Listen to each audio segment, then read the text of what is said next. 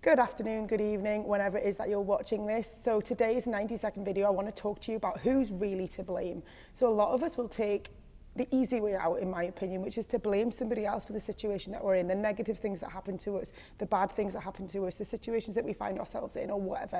It always seems to be somebody else's fault. If you're going to blame people for the rubbish stuff in your life, why wouldn't you blame them for the good stuff in your life too? So it's much easier to point the finger at somebody else than it ever is to really just look in the mirror and go, do you know what? The things that happen to me, they happen for a reason. And sometimes we put ourselves in those situations and we need to take responsibility for the situations that we find ourselves in. I'm a huge believer that things happen to all of us for a reason.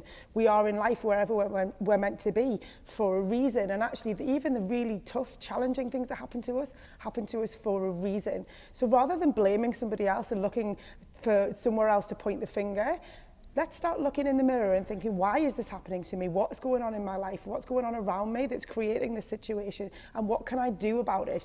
It doesn't really matter what happens to you. The most important thing is what you do about what happens to you. So whatever situation you find yourself in, how can you change that or manipulate that or create something that makes that a really positive thing? Even the worst things in life that happen to us, you can take the worst things that happen in your life and make them the catalyst for a really good thing that happens in your life. So who's really to blame for the good and the bad in our lives? It's us, right? It's us.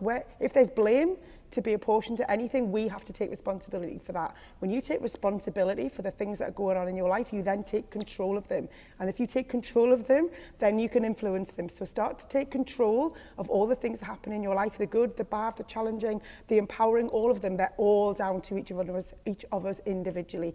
So for me, taking control of the blame, taking control of the responsibility gives you the power back in your life. Have a great day and I'll see you tomorrow.